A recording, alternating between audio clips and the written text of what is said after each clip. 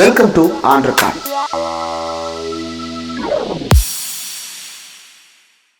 Welcome to on record. இன்றைக்கு நம்மோடு நேர்காணலுக்காக சிறப்பு விருந்தினராக அரசியல் திறனாய்வாளர் ஓய்வு பெற்ற ஐஏஎஸ் அதிகாரி திரு பாலச்சந்திரன் அவர்கள் இணைந்திருக்கிறார். அவரோடு பேசலாம். சார் வணக்கம். வணக்கம் இந்திரகுமார். வணக்கம். முதல்ல நேற்று அந்த டிபேட்ல இருந்தே போலான்னு நினைக்கிறேன் சார். நியூஸ் 18ல திரு கார்த்திகை செல்வன் அவர்கள் நடத்தின அந்த டிபேட்ல நீங்க ரொம்ப கோவப்படல, குறுக்கீடு இல்ல, ஆனா என்ன நடக்கணுமோ அது நடந்துருச்சு. ரொம்ப சமூக வலைதளத்துல அந்த கட்டு வந்து ரொம்ப வைரலா போயிட்டு இருக்கு சார். ரெக்கார்டு இல்லாம கிளைம் பண்றாங்க, எழுத்துப்பூர்வ ஆவணம் இல்லாம வச்சிருக்கிறாங்க அப்படின்னு சொல்லிட்டு ரொம்ப லீகலா ஒரு விஷயத்த வந்து அரசியல் விமர்சகர்கள் ஒருத்தர் முன்வைக்கிறார். அதுக்கு நீங்க சொன்ன அந்த பதில் வந்து ரொம்ப வைரலா போயிட்டு இருக்கு. இது எப்படி புரிஞ்சுக்கிறது சார்? ஏன்னா பொதுவாவே நிறைய இடத்துல என்ன நம்புறாங்கன்னா, இஸ்லாமியர்கள் வந்து கண்ணில் பாக்குற இடத்த பூரா எடுத்துக்கிறாங்க. அவங்க எப்படி வந்து போற இடத்துல எல்லாம் ஒரு மயில்கல்ல மஞ்சள் துணியை கட்டி சாமி ஆக்கிடுவாங்களோ அந்த மாதிரி அவங்க போற இடத்துல எல்லாம் வந்து தர்கா கட்டுறாங்க, எல்லா இடத்துலயும் பண்ணிக்கிறாங்க, அது இந்து இடம் அப்படின்னு சொல்லிட்டு சொல்றாங்க. இது எப்படி புரிஞ்சுக்கிறது சார்? சட்டம் என்னன்னா, இவங்க சட்டம் தெரியாம பேசினது. சட்டம் என்னன்னா, இஸ்லாத்தில் நம்பிக்கை உள்ளவர்கள் வாய்மொழியாக தன் சொத்தை கொடுத்தால் அது வக்ஃபுக்கு சொந்தமாகிவிடும். இதுக்கு வந்து ரிட்டன் அக்ரிமெண்ட் தேவையில்லை அப்படிங்கிறது சட்டம். இப்போ சட்டம் இப்படி இருக்கும்போது அவர் கொடுத்தாரு, ஷாஜகான் கொடுத்ததுக்கு ரெக்கார்டு இருந்துச்சா அப்படின்னு சொல்லி இவங்க கேட்டாங்க. லீகல் ரெக்கார்டு இருந்ததா அப்படின்னு கேட்டதே தப்பு. இப்போ இவங்களுக்கு சட்டம் புரியலன்னு அர்த்தம். ஷாஜகானுடைய வழித்தோன்றல்கள் வந்து இது வந்து ஒரு பரியல் பிளேஸ், இதை நாங்கள் வக்ஃபு கொடுக்குறோம்னு சொல்லிட்டாங்கன்னா விஷயம் முடிஞ்சு போச்சு. கொடுத்தாங்களா? அப்படி வக்ஃபு கொடுத்ததாக இதுக்கு வந்து ஒரு மரபுன்னு ஒன்று இருக்கு. பல்லாண்டுகளாக அப்படி சொல்லப்பட்டு வந்ததா? அப்படி சொல்லப்பட்டு வந்திருந்தாலே அது வந்து ஏற்றுக்கொள்ளப்பட்டது அப்படின்னு தான் அர்த்தம். ஒண்ணு. அதனால ஒரு கேள்வியே தப்பு. ஆனா இப்படி கேட்கிற இவரை பத்தி நான் ஒரே ஒரு கேள்வி கேட்டேன். இதுல வந்து பாபரி மஸ்ஜித் வழக்குல வந்து சுப்ரீம் கோர்ட் நீதிபதிகள் என்ன சொன்னாங்கன்னா, ராமருடைய கர்ப்பகிரகம்னு எதை இந்துக்கள் கூறுகிறார்களோ அது அவர்களுக்கு சொந்தமானது என்பதற்கான எந்த ஆவணத்தையும் அவர்களால் காட்ட முடியவில்லை. இது ஜட்ஜஸே வந்து சொன்னது. அதே போல் கர்ப்பகிரகத்தை சுற்றி உள்ள இடங்கள் எல்லாம் தங்களுக்கு சொந்தம் என்று இஸ்லாமியர்கள் சொல்லும் போது அதற்கான ஆவணங்களை அவர்கள் காட்டினார்கள். இப்படி சொல்லிட்டு கடைசியில ஜட்ஜ்மெண்ட்ல ஆவணங்கள் இல்லாத இந்துக்களுக்கு எல்லாத்தையும் தூக்கி கொடுன்னு சொல்லி ஜட்ஜ்மெண்ட் கொடுத்துட்டாங்க. இப்ப ஆவணம் இருந்தா தான் அக்செப்ட் பண்ணுவேன்னு சொல்ற நம்முடைய நண்பர் அப்ப அந்த ஜட்ஜ்மெண்ட் தப்புன்னு சொல்லுவாரா அப்படின்னு கேட்டா அவர்கிட்ட பதில் இல்லை. அதனால இதுல இருந்து என்ன தெரியுதுன்னா, எனக்கு ஒரு சட்டம் உனக்கு ஒரு சட்டம்னா பேச்சாவே அவங்க வச்சிருக்காங்க. அங்கதான் தப்பு நடக்குது.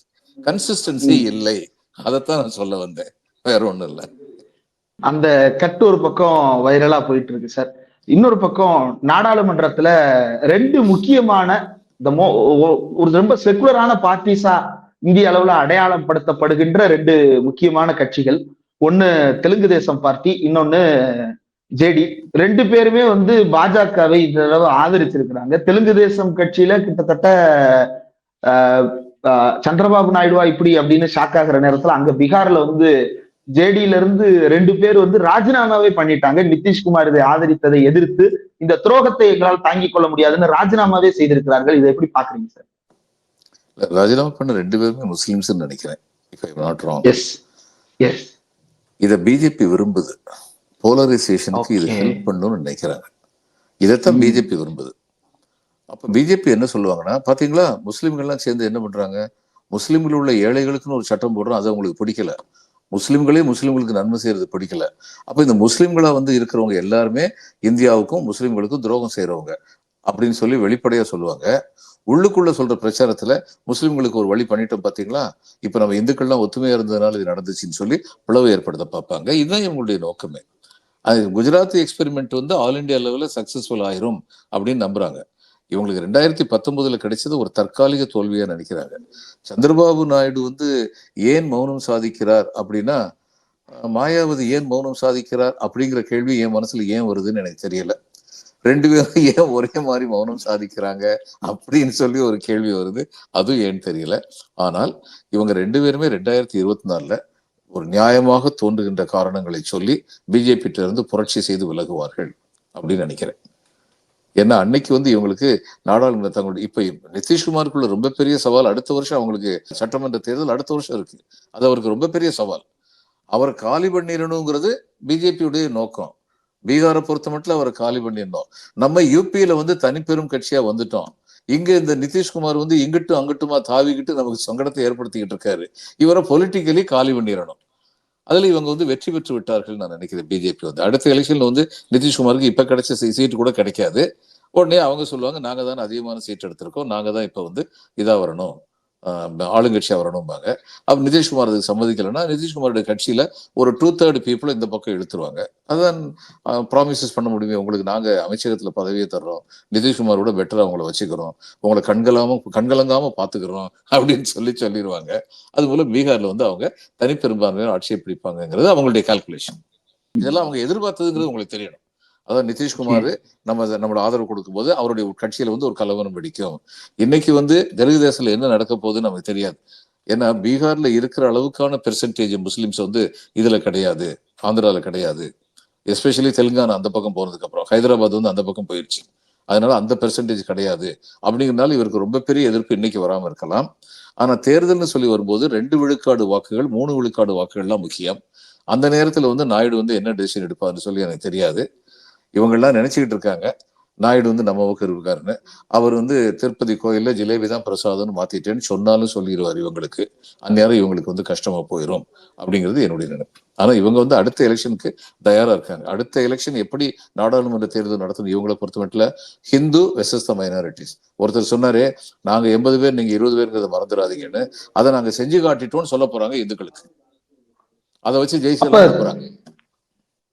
தேர்தல் லாபம் அப்படின்றதுக்காக அல்லது இந்த ஆட்சியை காப்பாற்றிக் கொள்வதற்காக இப்படி ஒரு சட்டத்திற்கு ஆதரவு தெரிவித்தது அப்படின்றது வந்து சிறுபான்மையினர் மத்தியில ஒரு பெரிய அவநம்பிக்கையை ஒரு பக்கம் உருவாக்குது. அந்த நம்பிக்கையை சம்பாதிக்க மறுபடியும் வேற ஒரு ஸ்டாண்டு மாற்றும் பொழுது அங்க எப்படி பல்டி குமார்னு அவருக்கு ஒரு அடமொழிவானதோ இப்ப அது வந்து இப்ப அடுத்து சந்திரபாபு நாயுடுக்கு மாறப்போகுது அப்படின்றது புரியுது சார். இப்ப இதுல வந்து மக்களுடைய நிலைப்பாட புரிஞ்சுக்க விரும்புறேன் சார். இப்ப நீங்க வந்து நார்த்ல வந்து நிறைய ஸ்டேட்ஸுக்கு வந்து டிராவல் பண்ணிருக்கீங்க, ரொம்ப நூக் அண்ட் கார்னர் வில்லேஜஸ்ல ஒர்க் பண்ணிருக்கீங்க. அந்த மக்கள் இதை எப்படி எடுத்துப்பாங்க சார்? அவங்க வந்து இஸ்லாமியர்கள் மேல இப்படி ஒரு சட்டம் வருதுன்னு பயப்படுறாங்களா, அல்லது அரசாங்கம் சொல்றது சரிதான்னு நம்புறாங்களா? அரசாங்கம் செய்யறது சரின்னு நம்பல. ஆனா அதை பத்தி சந்தோஷப்படுற இந்துக்கள் நிறைய பேர் இருக்காங்க. மிடில் கிளாஸ்ல அதை பத்தி சந்தோஷப்படுறது இதுதான் நம்முடைய உண்மையான ஆபத்து. ஒரு சந்தோஷம், சரி நமக்கு ஏதோ வசதி பண்ணி தர ரைட்டா ராங்கிறத பத்தி நமக்கு என்ன கவலை, நமக்கு வசதி வருது அப்படின்னு நினைக்கிறவங்க அது வடநாட்டுல அதிகமா இருக்காங்க. சரி, வடநாட்டுல வந்து நமக்கு என்ன தெரியணும்னா, நீங்க சமூக பொருளாதார சூழ்நிலையை பாருங்க. கிருஷ்ணதேவராயருடைய இவங்க வந்ததுக்கு அப்புறம் தான் ஆட்சி இங்க வந்ததுக்கு அப்புறம் மதுரையை வந்து கிருஷ்ணதேவராயர் வந்து முஸ்லீம் ஆட்சியிலிருந்து மீட்டார். அப்படி மீட்கும் பொழுது இங்க மதுரையில விழுந்தவங்க எல்லாம் வந்து ஒரு இந்துக்களுடைய ஆட்சி வருது அப்படின்னு அதை வரவேற்றார்கள்.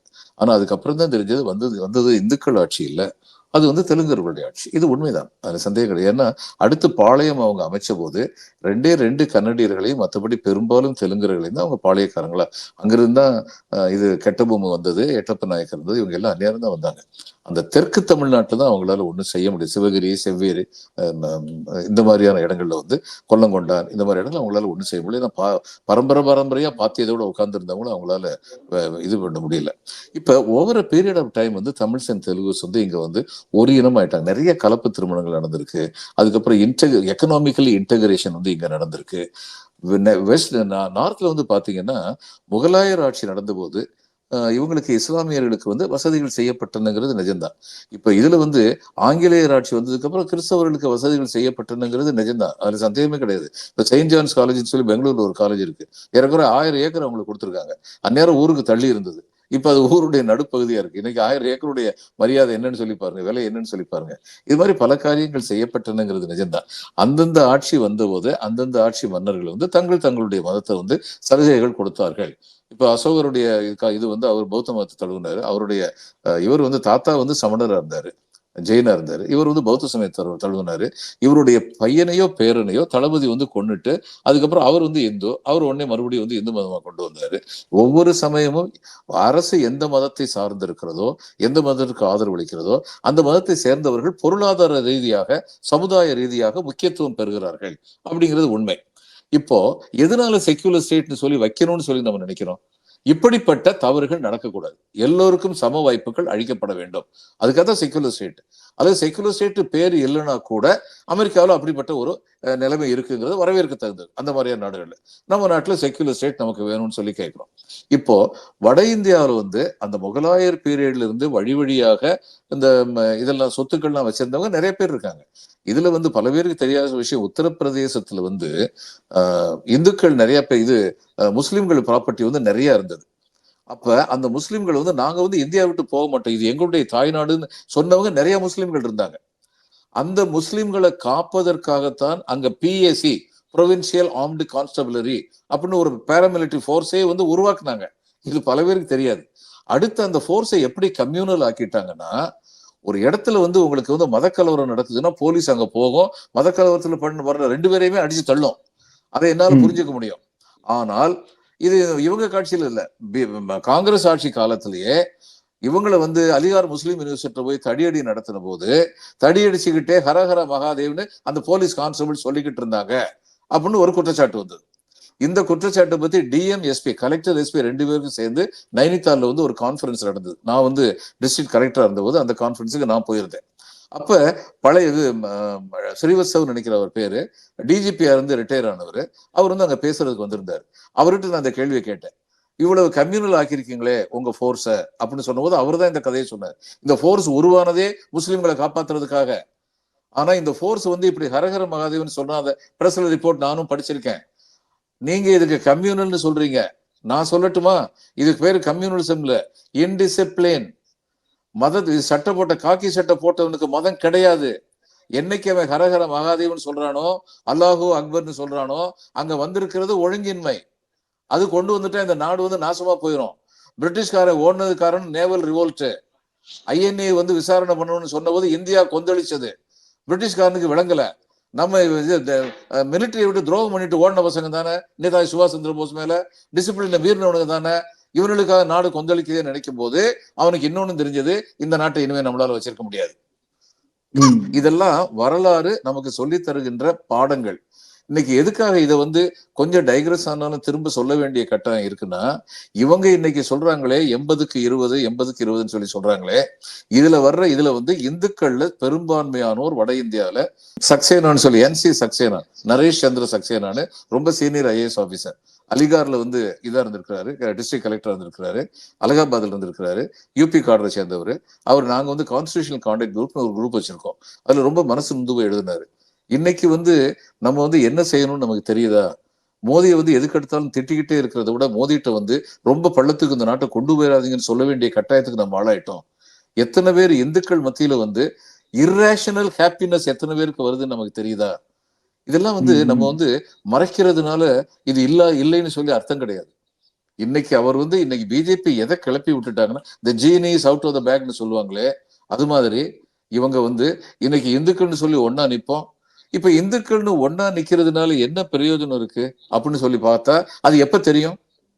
அந்த இந்துக்கள்னு ஒன்னா நிக்கிறோம்னு சொல்லிட்டு இந்துக்கள்ல சில பேர் மட்டும் பலன் அடைஞ்சு இந்துக்கள்ல பல பேர் ஒண்ணும் இல்லாம போறாங்கல்ல, அன்னைக்கு தான் தெரியும். அது வரைக்கும் தெரியாது. அது வரைக்கும் பல பேருக்கு புரியாது.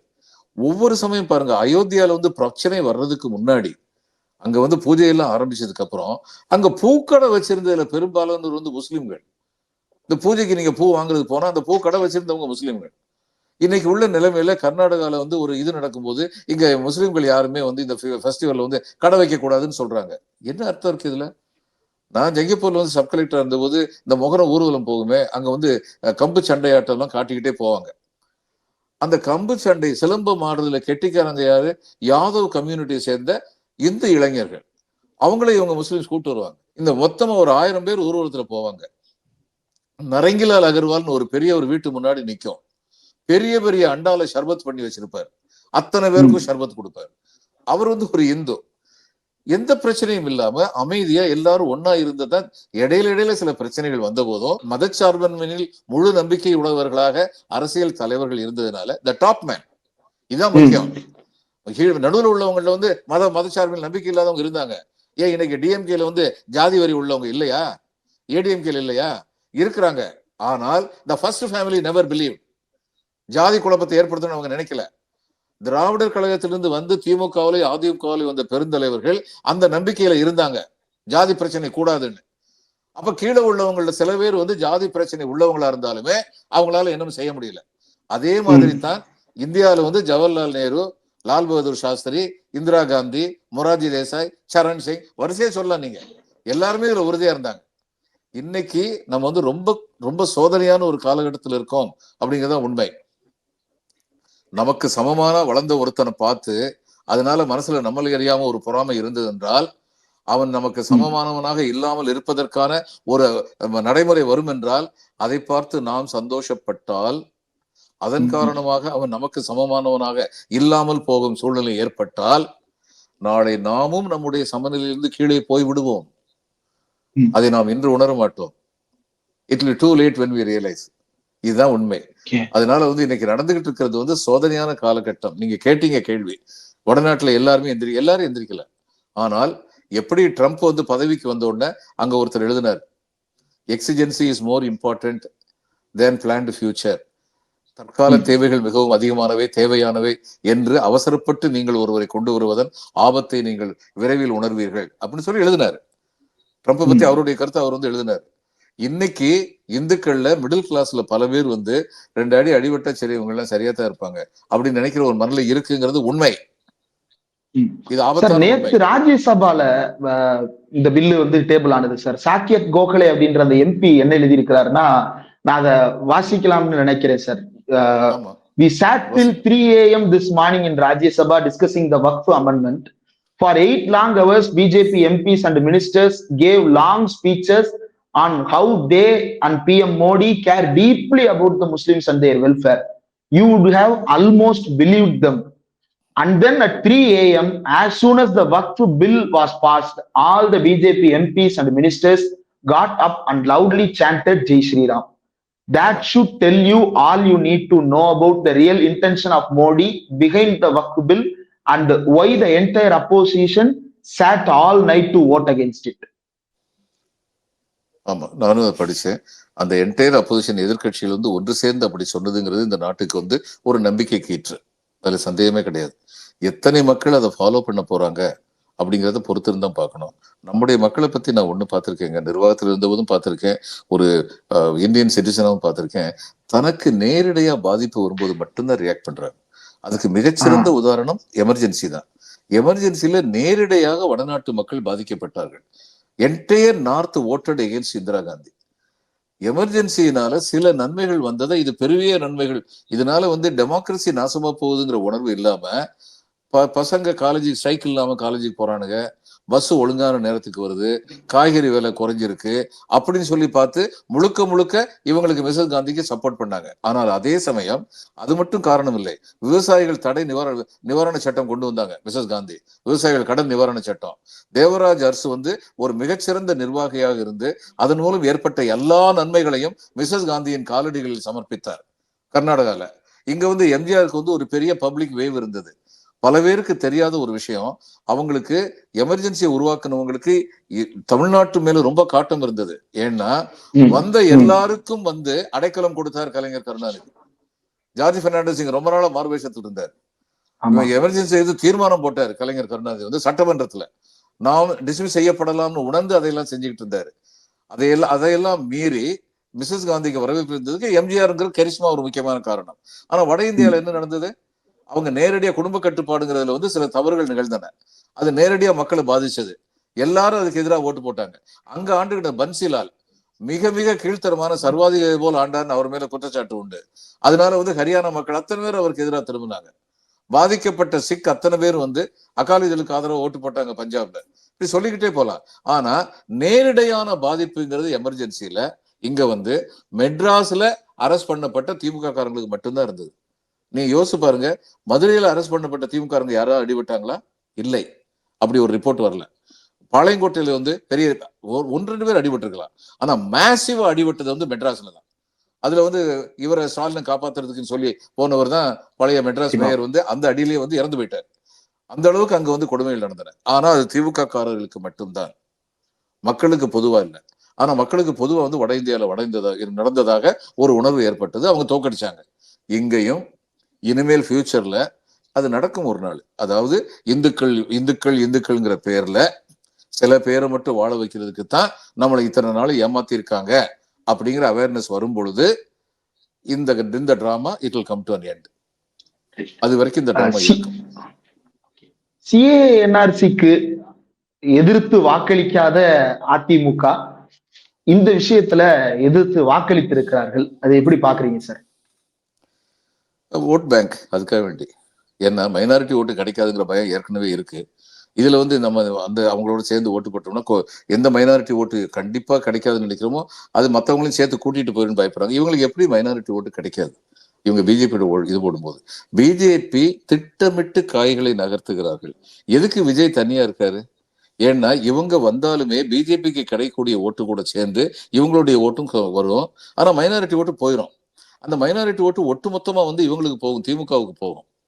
இப்ப பிஜேபி ஏடிஎம்கே ரெண்டும் சேர்ந்தாலுமே அவங்க சேர்ந்ததே சில பேர் சொல்லி அவன் 20 இவன் 30 ரெண்டும் சேர்ந்து 50 கால்குலேஷன் ஒண்ணு 2+2 = 4 மேத்ஸ்ல தான் கரெக்ட், அரசியல்ல கிடையாது. 2+2 சில சமயம் -1 ஆயிரும் அரசியல்ல. இது பிஜேபிக்கு நல்லா தெரியும். நம்ம 2 பேரும் சேர்ந்தாலும் 50% வரப்போறது இல்லை. ஏன்னா நம்ம கிட்ட இருந்தவன் இந்த ஏடிஎம்கே பிடிக்காது, இந்த ஏடிஎம்கே பிடிக்காத ஒரு கோஷ்டி ஏடிஎம்கே டிஎம்கே இந்த திராவிட கோஷ்டியவே நம்பாத ஒரு பெரிய கோஷ்டி பிஜேபியில் இருக்காங்க. அவங்க உடனடி இவங்களுக்கு ஓட்டு போட மாட்டாங்க, இவங்க கூட உடனடி சேர்ந்துக்க மாட்டாங்க. அதே மாதிரி என்னதான் தகராறு இருந்தாலும் அட்லீஸ்ட் இவரோட இபிஎஸ் கூட இருப்போம்னு நினைக்கிறவங்க இவர் பிஜேபியோட போனோடனே இதுல ஈரோடு பை எலெக்ஷன் நடந்த கதை தான் நடக்கும். அப்படி இந்த பக்கம் ஓட்டு வரும். அப்போ இவங்களுக்கு டிஎம்கே கூட்டணிக்கு கன்சாலிடேட்டடா மைனாரிட்டி ஓட்டு இருக்கக்கூடாதுன்னா ஏடிஎம்கேயும் பிஜேபியும் திட்டுற இன்னொரு ஃபோர்ஸ் இருக்கணும். அதுதான் விஜய். அதுக்காகத்தான் விஜய் 2 பேரையும் திட்டிட்டு இருக்காரு. மைனாரிட்டி ஓட்டை அந்த பக்கம் கொண்டு போயிட்டா டிஎம்கே கூட்டணி பலவீனப்பட்டுரும் நினைக்கிறாங்க. ஆனால் Vijay he will stand exposed. பாவம், ஏர் கண்டிஷன்லயே 40 வருஷமா வளர்ந்த பையன், அவருக்கு என்ன போராட்டத்தில் நிக்க முடியாது? அதெல்லாம் நிக்க முடியாது. அதுக்கப்புறம் என்ன தெளிவு இருக்கு? இன்னைக்கு அந்த அவருடைய ஜெனரல் செக்ரட்டரி நாங்கள் எதிர்க்கிறோம் அப்படின்னு இருக்காரு. இதை இந்த மசோதாவை, வக்ஃப் மசோதாவை ஏன் எதிர்க்கிறீங்க? அதுல உள்ள ஒரு கெட்ட பாயிண்ட் சொல்லுங்கன்னு ஒரு பிரஸ் ரிப்போர்ட்டர் கேட்கிறாரு. முஸ்லிம்கள்லாம் சொல்றாங்க அது நல்லா இல்லைன்னு சொல்லி எதிர்க்கிறவங்க. இது ஒரு அரசியலா? இதுக்கு பேரு இவங்களாம் என்ன அரசியல் நடத்த வந்திருக்காங்க? இவங்களுக்கு எதை பத்தி தெளிவு இருக்கு? இப்போ நான் சொல்ற இன்னொரு விஷயம் உங்களுக்கு வருத்தமா இருக்கலாம். ஏடிஎம்கேல இன்னைக்கு உள்ள பெருந்தலைவர்களாக காணப்படுகின்ற பல பேருக்கு அரசியல் தெளிவு கிடையாது. இது எனக்கு வருத்தம். ஏன்னா டிஎம்கேக்கு மாற்றா ஏடிஎம்கே ஒரு மாபெரும் சக்தியா இருக்கணும்னு நான் நினைக்கிறேன். ஆனா இன்னைக்கு அப்படி கிடையாது. இவங்களுக்கு இவரு சேக்கிலார் எழுதிய கம்பராமாயணத்தை பத்தி பேசுறவர் தான் இன்னைக்கு பொதுச் செயலாளராக இருக்காரு. இதுதான் இவங்களுடைய தமிழறிவு. ஓபிஎஸ் பாவம், அவருக்கு இதெல்லாம் என்ன தெரியும்? இதெல்லாம் அவங்களுக்கு தெரியாது. எம்ஜிஆர் டிஎம்கே விட்டு பிரிஞ்சு வந்தபோது அது தனி மனித எதிர்ப்பு கட்சி ஏடிஎம்கே.